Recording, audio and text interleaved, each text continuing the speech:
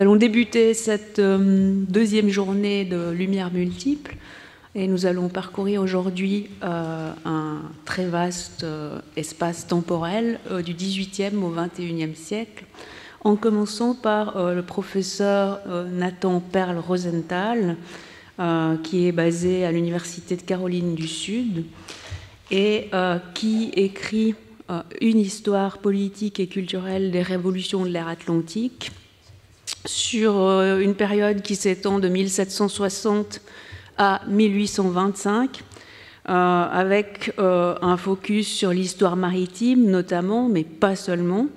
Et j'ai le plaisir d'annoncer son prochain ouvrage qui paraîtra en février 2024, The Age of Revolutions and the Generation Who Made It. On va l'écouter tout de suite avec une contribution intitulée « La philosophie américaine et l'héritage des Lumières, 1776-1876 ».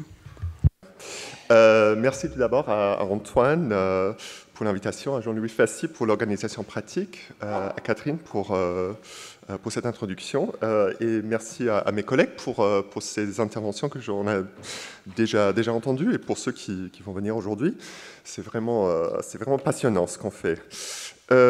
Donc, je suis chargé aujourd'hui par notre chef d'orchestre de représenter l'histoire et l'historiographie des Lumières nord-américaines. C'est une tâche assez curieuse pour moi parce que, comme vous venez d'apprendre, mon travail porte essentiellement sur les échanges et circulations dans l'espace atlantique à cette ère des révolutions, fin 18e, début 19e. Donc, me borner à l'Amérique du Nord serait un peu bizarre pour moi, mais l'histoire des Lumières nord-américaines ne serait pas abordable sans l'histoire des Lumières en Europe. Donc, je me retrouve très facilement dans mon cadre préféré, c'est-à-dire l'espace atlantique. Mon intervention a deux parties. Je vais d'abord esquisser la problématique des Lumières américaines et l'historiographie du sujet assez rapidement.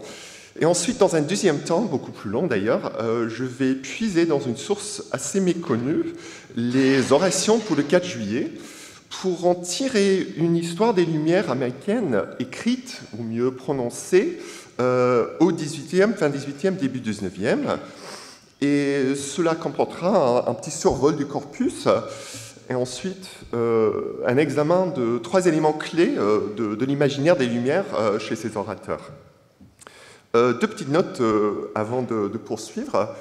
Je vais dire Lumière américaine pour les Lumières aux futurs États-Unis, pour ne pas être obligé de dire nord-américaine, ou plus précisément nord-est du continent américain maintes fois. Mais je signale tout cela parce que j'ai mon collègue mexicaniste qui est juste à côté de moi. Je comprends très bien que les États-Unis n'égalent pas l'Amérique, mais je vais parler de Lumière américaine quand même pour ne pas insister sur la précision géographique. Deuxième point, je n'ai pas traduit toutes mes citations. Enfin, j'ai traduit très peu de citations d'anglais, parce qu'en fait, le langage de ces citations est assez tordu, assez précis, assez particulier. Alors, je les ai mis, je vais les mettre en même temps que je les prononce. Alors, vous pouvez le lire et écouter en même temps. Alors, j'espère que ça va aller. Donc, pour commencer, le problème ou la problématique historique des Lumières américaines. Et la question qui se pose est essentiellement la suivante. Est-ce qu'il y avait en Amérique du Nord au XVIIIe une région, bien entendu, en situation coloniale, des idées ou des pratiques qui se distinguaient de celles en Europe pendant cette même période? Autrement dit, est-ce qu'il y avait une spécificité des Lumières américaines au XVIIIe ou au contraire, est-ce qu'elles n'étaient qu'un pendant des Lumières européennes de la même époque? Comme dit Caroline Winterer, qui était déjà évoquée par Antoine l'autre jour, dans son dernier livre, « What then was American about Enlightenment » Qu'est-ce qu'il y avait d'américain dans les Lumières? Alors, la réponse historiographique à cette question est un tableau à 3 volets. Le premier vise à montrer l'existence et la spécificité des Lumières américaines en se concentrant sur des champs d'enquête soi-disant particuliers aux Amériques. L'agriculture, l'étude des peuples amérindiens, les idéologies politiques. Ce sont des sujets qui font partie des Lumières classiques du XVIIIe, mais qui ont une relation particulière avec la nature ou les populations du Nouveau Monde. Donc, on peut dire par exemple que les Américains, les Nord-Américains, avaient un regard particulier sur l'amélioration de la cultivation des cultures de coton, de la canne à sucre, etc. Et en fait, c'est la solution préférée par Winterer dans son récent ouvrage « American Enlightenment », au pluriel, je signale, qui a des chapitres sur la géologie, les statistiques des populations amérindiennes, l'esclavage, etc. Et ça se voit aussi, cette approche, dans le premier livre de Joyce Chaplin, assez connu déjà, An Anxious Pursuit. Deuxième volet, dans un mot, Franklin. Alors, il y a toute une historiographie qui vise à montrer par le biais de Benjamin Franklin lui-même que les Américains avaient quelque chose à contribuer au discours des Lumières au XVIIIe. Franklin, dans cette historiographie, qui devient souvent une sorte de hagiographie, est représenté souvent, pas par les ouvrages les plus récents, mais surtout par les ouvrages classiques, en héros, en génie, montrant que malgré la distance et les peu de ressources disponibles dans les colonies, la science pouvait quand même pousser et même fleurir dans cet espace colonial. Je ridiculise un peu, et on a le droit de le faire parce que l'historiographie de Franklin est gigantesque, mais je citerai notamment un livre très sérieux, très intéressant, le premier livre de James Delbourgo, A Most Amazing Scene of Wonders, dans lequel Franklin est un figure absolument central et qui montre justement une particularité américaine dans les Lumières. Le troisième volet s'agit d'un déplacement temporel des Lumières. Au lieu de parler des Lumières au XVIIIe, ces historiens, dont le doyen des historiens des Lumières américaines, un nommé Henry May, dans son livre The American Enlightenment, singulier cette fois-ci, ils ne sont pas très inventifs, ces historiens de l'American Enlightenment, voient dans leur titre, voient la florescence des Lumières américaines au XIXe siècle. Il s'agit en effet d'un argument pour une sorte de translation imperii. L'idée serait que le foyer des Lumières, qui était essentiellement européenne au XVIIIe, passerait au Nouveau Monde dans le XIXe. On peut prendre ces approches comme trois hypothèses sur le caractère des Lumières américaines. Le premier essaie de trouver une petite place pour les Amériques, pour l'Amérique du Nord, dans une histoire des Lumières qui reste quand même centrée sur l'Europe. Les Américains, à croire cette première historiographie, n'étaient que des satellites des Lumières européennes. Deuxième fait valoir les Lumières américaines par un philosophe, Franklin, qui soit l'égal, le seul d'ailleurs des États-Unis, qui soit l'égal des philosophes européens. La troisième hypothèse est simplement que l'Amérique est arrivée au même niveau d'illumination que les Européens, mais seulement un peu plus tard. Vous voyez déjà, je crois, ces trois volets sont tous assez eurocentriques. Pour tous, les Lumières européennes du XVIIIe sont le mesure pour celles américaines, pour les Lumières américaines. Donc, je tourne maintenant aux orations, aux discours prononcés aux fêtes pour le 4 juillet, fête nationale des États-Unis. Et je vais d'abord parler un tout petit peu des sources elles-mêmes avant de les aborder, avant de discuter des citations. Ces orations sont une source sérielle assez importante et assez sous-exploitée pour l'histoire politique des États-Unis. Les fêtes pour le 4 juillet remontent aux premières années de la République américaine. Elles sont attestées dès 1777. Elles sont organisées d'abord à Boston par le Town Meeting, effectivement la municipalité, qui a déjà une grande tradition d'oration organisée pour marquer des fêtes, surtout les journées de scrutin, les Election Days. Et de là, de Boston, la coutume des fêtes pour le 4 juillet se répand rapidement dans la Nouvelle-Angleterre et ensuite ailleurs dans les États-Unis. Les orations restent centrées sur la Nouvelle-Angleterre, particulièrement pour les petites bourgades, mais elles deviennent néanmoins une pratique vraiment à ampleur nationale pendant ce premier siècle. Et les orations deviennent un lieu assez important de réflexion sur la politique et les sociétés américaines dans le siècle après l'indépendance. L'oration a une durée variable, mais un discours d'entre une demi-heure et une heure ne serait pas exceptionnel. Elles sont parfois beaucoup plus longues. Je ne vais pas imiter cet exemple aujourd'hui. Elles sont habituellement prononcées dans les lieux publics, particulièrement dans les églises. Et elles sont publiées sous format de pamphlets. La plupart d'elles s'élèvent à 20 ou 25 pages. Et elles sont publiées assez souvent.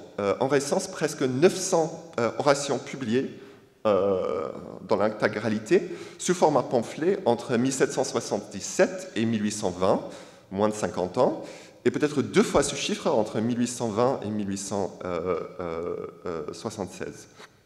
Plusieurs autres étaient publiés dans les journaux. On a donc les textes d'au moins 3000 de ces orations et peut-être jusqu'à 5000 ou 6000, donc entre 30 et 60 par an. Les orations comprenaient normalement une première partie racontant l'histoire de la Révolution américaine, mais la plupart d'eux, normalement environ 2/3 du discours, concernaient l'actualité politique, diplomatique ou sociale. On relève des discussions des partis politiques, de relations internationales, des mœurs, et surtout après, et de plus en plus après 1820, et surtout après 1850, des discussions de l'esclavage. Cette deuxième partie est souvent signalée comme le cœur de la réflexion.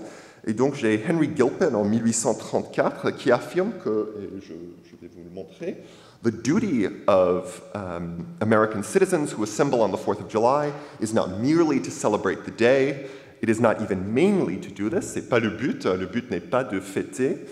Their proper duty is to examine the present and to look forward to the future. Ces orations devenaient donc un lieu assez important d'autoréflexion, voire même d'autocritique pour les communautés américaines au XIXe, et je vais revenir sur ce point à la fin de mon exposé. Une bonne partie de ces discours réfléchissaient explicitement sur les lumières du XVIIe et XVIIIe, le plus souvent en relation avec leurs esquisses des origines de la Révolution américaine, puisque presque la moitié des discours prononcés avant 1820 utiliser les mots enlightened, enlightenment or philosopher, et plusieurs autres ont des autres manières d'aborder les Lumières. Mais là, c'est assez présent dans ces discours. C'est donc à partir de ces sources-là que je vais aborder la construction des Lumières américaines dans cette jeune République américaine sur 3 thèmes, comme j'ai dit tout à l'heure. Le premier thème sur les Lumières qui en sort assez nettement de ces discours est un rejet assez total d'ailleurs, de l'influence ou l'importance des grands seigneurs, des mandarins des Lumières européens. Cela se dégage plus nettement d'un rejet nominatif des personnages de la philosophie française.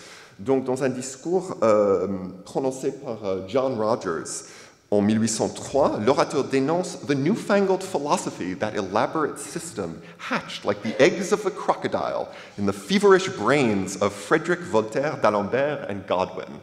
Alors, on voit déjà une sorte de mélange de penseurs européens sans beaucoup de sens, mais là, visiblement, il n'aime pas ces gens-là, et on voit que Voltaire et d'Alembert, les Français, sont là au cœur de son propos. On ne sait pas s'il faut trop lui faire confiance, parce qu'il dit aussi que France is a great storehouse of sin and witchcraft. Je pense que c'est important de vous avertir avant de continuer à parler de John Rogers. Un orateur à Augusta, Massachusetts, en 1804, dénonce « the allurements of grandeur, the unsatisfying pleasures of luxury » qui vont, à son gré, transformer les fils des auditeurs en disciples de Voltaire et de Bolingbroke. Alors là, encore une fois, Voltaire et Bolingbroke, ça n'a rien à voir vraiment, mais bon, ce sont des Européens, alors c'est pas admissible. On a aussi Samuel Fessenden, un autre qui, en 1811, dénonce l'influence des écrits de Voltaire, Rousseau, Hobbes et autres. Bon, la dénonciation des philosophes français n'est pas très étonnante venant de ces orateurs-là. Ce sont en effet tous des fédéralistes, membres du parti politique plutôt anglophile des États-Unis au début des années du 19e, hostiles à tout ce qui est français, en politique comme en philosophie. Mais ce qui est plus intéressant est l'absence, voire la critique des autres philosophes européens, y compris les Anglais. Dans une oration en 1838, prononcée dans la ville de Bangor, dans la Maine, Frederick Hedge, un proche du philosophe américain Ralph Waldo Emerson, était un des plusieurs à dénoncer John Locke. Pour la constitution qu'il a écrite pour la colonie de la Caroline à la fin du XVIIe. Alors il parle d'un type de bubble constitution which burst as soon as blown. Le philosophe anglais Locke blew one for the people of South Carolina with 3 orders of nobility, which they blew to pieces as soon as it was wafted to them. Alors il y a un jeu de mots sur le verbe blow, où il les envoie une bulle et ça s'éclate. Ou bien en 1849, Arthur MacArthur ridiculise Locke, one of the greatest English philosophers, il est né, mais sa constitution tenait d'instaurer des castes and classes with a titled nobility, landgraves, palatinates, caciques and whatnot. Alors il dénonce un peu cette constitution théorique qui n'a rien à voir avec la réalité américaine, à son avis. Il s'agit donc dans ces discours d'une dénonciation d'une philosophie dite abstraite ou théorique, mais plus généralement, je crois qu'il y a un rejet des grands penseurs tout court. Franklin, par exemple, étonne par son absence de ces discours. Sur presque 900 dans le corpus des orations publiés avant 1820, il n'y a que 10% qui citent Franklin, et la plupart de ces textes ne citent que son nom. Pour comparaison, plus que 70% de ces textes parlent de Washington, la plupart d'entre eux assez longuement. Il y a donc un mépris assez spécifique envers ces personnages typiquement associés aux Lumières au XVIIIe. Alors, si ce n'est pas ces grands penseurs, c'est quelle vision positive, ou c'est quelle vision des Lumières au XVIIIe qui apparaît dans ces discours? C'est une vision des Lumières pré-révolutionnaires vue comme un mouvement populaire, voire universel, formé ou créé par la frontière elle-même, ou par l'expérience de la frontière, et lié à la religion. Plusieurs orateurs, en parlant du siècle avant la Révolution américaine, insistent que l'espace même du continent américain créa une illumination, pour autant dire, naturelle chez la population des colons américains. Voici Charles Lyons, qui cite en fait Henry Lord Brougham. Alors ça, c'est pas lui, c'est une citation, mais la citation est là dans sa totalité dans son discours, et il ne cite pas la source, alors quand il le prononçait, c'était pas du tout visible qu'il citait. Society being less numerous, il parle de la période avant la Révolution, and more scattered than in the Old World, every citizen was sensible of his individual importance. Hence, there was a vast amount of liberal and intelligent sentiments professed by men who had early been accustomed to inquire and to think for themselves, to form their own judgments, and be guided by their own principles. Alors, il y a une sorte d'idée de la liberté de la pensée qui vient de l'espace américaine elle-même. Cette perspective reprend, il est vrai, l'idée d'une population américaine plus naturelle ou sans artifice, un lieu commun des écrivains européens du XVIIIe. Et je cite par exemple le discours de Alexander McWhorter en 1794, qui cite, lui, Mondrian et son Spectateur américain de 1784, qui fait l'éloge des coloniaux américains dispersés dans un continent immense, et je cite Mondrian, cité par McWhorter, dispersés dans un continent immense, libres comme la nature qui les environne, parmi les rochers, les montagnes et les vastes plaines de la désert, où rien ne rappelle ni la servitude ni la tyrannie de l'homme, ils semblent recevoir de tous les objets physiques les leçons de la liberté et de l'indépendance. Ce qui a changé d'ailleurs de McWhorter à Lyon, de cette fin 18e au milieu du 19e à mon avis, est que l'imaginaire change de l'homme naïf de Mondrian, le naturel de la liberté, si je peux ainsi dire, à une sorte de sophistication intellectuelle. Ce sont, à l'avis de Lyon, des liberal and intelligent sentiments, et tout le monde est habitué à to inquire and think for themselves. Ce sont vraiment des libres penseurs, ce ne sont pas des naturels de la liberté, ce sont des gens instruits qui savent penser. Et ça se voit aussi chez Frederick Hedge, dont on vient de parler. Both the sentiments and the institutions of the country were as essentially democratic 200 years ago as they are this day. They were the natural growth of the soil, dit-il. C'est donc une image d'un esprit critique qui naît de la terre elle-même, on dirait un sorte de mélange du rationalisme du XVIIIe et de la magie de la patrie de la terre du XIXe. Cette modernisation, si je peux ainsi dire, des colons anglais peut aboutir à des résultats assez fantastiques dans ces discours, et je vais en vous citer un exemple de William Wilkins en 1831. Il dit, quant à lui, que « These pilgrims came to their new habitation when science had taken deep root among men, when arts were ready to give to industry a controlling power, when liberty by means of the press could every day effectually plead the heavenly origin of her nature and the benevolence of her hand. » Il a donc une vision des pilgrims ces pilgrims qui colonisent Plymouth, qui étaient des séparatistes, des fanatiques religieux, il les transforme en hommes des Lumières, imprégnés de science et favorable, et c'est ahurissant, à la liberté de la presse. Alors vraiment, c'est une sorte de mirage de ces pilgrims, mais il le présente comme fait. Donc, deux autres caractéristiques à remarquer chez cette esquisse des Lumières coloniales. D'abord, les orateurs tiennent beaucoup à l'idée que les Lumières étaient bien diffusées parmi la population coloniale. Je cite un nommé Levi Hubble en 1835 qui dit « The light of knowledge », la lumière de la connaissance, « like the light of the sun, is most cheering and salutary when most equally diffused ». Quand c'est diffusé bien également, je ne sais pas comment dire. On voit cette idée d'une diffusion générale des Lumières chez William Smith, qui parle d'un numerous and industrious people inhabiting an immense territory, possessing all the stores of science and wealth, all the refinements of art and elegance, skilled in knowledge of government, and capable of enjoying the blessings of civil liberty. C'est une notion des Lumières populaires qui est développée plus longuement par James Shepherd dans une oration prononcée à Raleigh en 1839. Il voit les racines de l'indépendance américaine dans le restless and inquiring spirit of the age. Bien avant la Révolution, dit-il, les superior advantages and more cultivated intellects of modern times had taught the great practical truth that all men are by nature equal. Les colons américains, continue-t-il, résistaient à toute tentative de les priver de leurs droits, toute tentative par le gouvernement britannique, et il raconte cette histoire dans les termes suivants, c'est le deuxième paragraphe. The daring occupants of the prairie, those who had endured every variety of hardship, were not thus to be deceived par le gouvernement britannique. The dispute being stated in a simple and unpretending manner, they appealed to facts, relied upon arguments, and enforced their conclusions with that sincerity which ever accompanies a conviction of the mind. C'est, à mon avis, assez remarquable comme description de la Révolution américaine. Ces acteurs sont des occupants de la prairie, c'est-à-dire des habitants des prairies.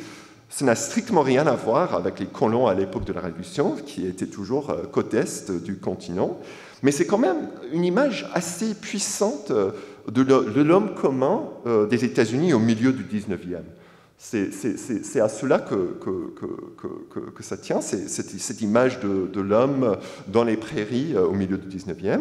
Et l'orateur prend ce personnage, ce laboureur, ce colon dans les prairies, il l'imprègne d'un esprit critique, the restless and inquiring spirit of the age, et le représente comme choisissant la révolte par la raison. Les Américains appealed to facts, relied upon arguments. C'est donc une sorte de paysan philosophe qui est conjuré par cet orateur et beaucoup d'autres qui soit l'acteur de la Révolution américaine. La plupart des orateurs voient une forte dimension religieuse dans ces lumières populaires. Ce n'est pas étonnant car une bonne partie de ces orateurs, j'ai pas compté, mais je crois pas que ce soit la majorité, mais beaucoup, avaient une formation de pasteur. Ils évoquent la religion sous plusieurs différents aspects, mais le plus souvent, les orateurs évoquent la liberté de la conscience comme élément intégral de l'histoire de la colonisation européenne en Amérique du Nord.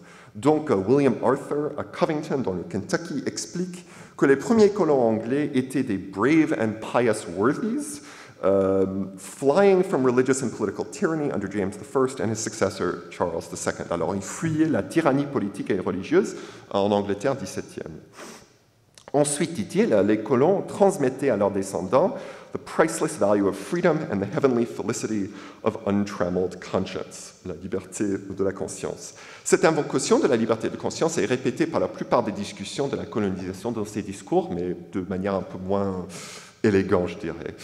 Ce qui me frappe dans ce passage de William Arthur, comme d'autres qui abordent le sujet, c'est qu'il transforme la liberté de la conscience en vertu particulièrement américaine. L'Europe, dans ses propos, est la terre de l'intolérance, de la répression religieuse. L'Amérique, le paradis de la liberté de la conscience. Et ce qui est fascinant est que les penseurs européens du XVIIIe, les militants pour la liberté de la conscience, sont totalement effacés. On voit de nouveau donc dans ces constructions de la religion cette interdiction qui se faisait les orateurs de parler de façon positive au moins des philosophes européens du XVIIIe. Je vais toucher rapidement à un troisième thème abordé par ces orateurs et ensuite je passe à ma conclusion. Ce troisième thème serait l'idée que la Révolution américaine soit le début, le foyer d'une nouvelle ère des Lumières, centrée cette fois-ci dans les États-Unis. Alors là, c'est bien une vision de l'idée, ou version, excusez-moi, de l'idée de Henry May, le troisième hypothèse historiographique dont j'ai parlé au début, alors que May reprend un peu de ses orateurs et d'autres historiens de cette époque-là. Pour ne citer que deux exemples de cette approche aux Lumières, Levi Hubble, et là c'est totalement intraduisible à mon avis, déclame, c'est en 1835, déclame que the light of knowledge and the light of liberty are kindred flames, kindled at the same celestial altar fire. Our fathers caught these blended lights and relumed them on this transatlantic shore. Long did they watch their rising flames, kindling and widening and brightening, till the far nations began to startle at their luster, and the darkness of the earth faded away. C'est une vision donc des États-Unis comme l'autel à la fois de la liberté et de la connaissance. Et c'est relumed, c'est extrêmement recherché, hein, même en anglais. William Wilkins, un orateur démocrate dont qui j'ai déjà cité, en 1831, consacre la moitié de son discours au rayonnement politique des États-Unis dans le monde. Il dit, il est un orateur démocrate, et le démocrate était plutôt le parti de l'expansion à cette époque-là. Il dit « Days of greater liberty must come. For the progress of the human family cannot now be retrograde. Their way is opened and brilliantly lit up, and our star-spangled banner will wave, the emblem of enlightened freedom and liberty among them. » Donc, le drapeau américain devient l'emblème, le symbole des Lumières, of enlightened freedom and liberty. J'imagine que vous avez déjà remarqué que ces discours eux-mêmes deviennent ainsi un instrument assez puissant de cette diffusion des Lumières au XIXe. Ce sont des discours érudits pour la plupart, qui sont conscients de soi-même et de leur tâche de former de bons citoyens. Levi Hubble, pour revenir sur lui, explique qu'il vise à contribuer au general cultivation of the public man, à la cultivation de l'esprit public, the elevation of the great mass to a just conception of their rights and a correct appreciation of their power. C'est donc par souci d'une sorte de formation du peuple que ces orateurs comprennent leur tâche. En même temps, et surtout après 1840, mais surtout après 1850, il y a tout un débat sur l'esclavage qui est repris dans ces discours. Et le plus connu de ces orations pour le 4 juillet est un discours prononcé par le grand abolitionniste Frederick Douglass, qui est né esclave et qui devient libre, et qui prononce un discours qui s'appelle « What to the slave is the 4th of July », qui est une sorte d'autocritique du projet américain et du 4 juillet par l'esclave ou l'ex-esclave par l'esclavage. Ces orateurs sont alors non seulement des historiens, pour ainsi dire, des Lumières précédentes, mais des acteurs engagés eux-mêmes dans la diffusion des Lumières dans leur propre communauté. Donc, pour conclure, parce que je n'ai pas beaucoup de temps qui m'en reste, revenons à cette question initiale. Quelle était la spécificité des Lumières américaines? Et pourtant, pour ces premiers historiens du sujet au début du 19e, cette question se révèle en fait mal posée. Car en effet, les Lumières américaines, telles qu'elles sont construites par ces orateurs du 4 juillet, ne soient pas du tout troublées par une supposée primauté européenne. Au contraire, leur image des Lumières est notamment américocentrique, si je peux ainsi dire. Elle exclut les grands penseurs des Lumières européennes, critiqués comme des théoriciens, des penseurs trop abstraits qui n'ont pas de relation avec la réalité. Ils imaginent à leur place, des Lumières presque autochtones qui sont créées par le contact entre une population de colons et les espaces et terrains du Nouveau Monde. Et grâce à ce processus, c'est un processus magique, quoi. Ils imaginent les Lumières en Amérique comme l'héritage de tous, un lieu commun chez tout le monde. Et cette notion des Lumières populaires relève bien entendu d'une petite tension avec le fait que ces mêmes orateurs proclament leur volonté de diffuser les Lumières parmi le peuple. Mais là aussi, on voit que les orateurs privilègent l'américain, l'autochtone, en se concentrant sur la diffusion des lumières parmi la population américaine et le rayonnement de ces lumières américaines dans le monde. Or, il y a quand même une grande ironie, je dirais, dans cette histoire des Lumières américaines, tirée des orations du 4 juillet, car l'image des Lumières, qui est au cœur du propos de ces orateurs, est en fin de compte une image tirée totalement du XVIIIe siècle européen. C'est une orientation centrée sur la raison, l'esprit critique, le progrès humain, dans la science comme dans la politique. On a donc, je crois, le droit de dire que plus ces orateurs américains du 19e essayaient de s'émanciper du modèle européen des Lumières, plus, comme des mouches dans une toile d'araignée, ils y étaient piégés. Merci beaucoup.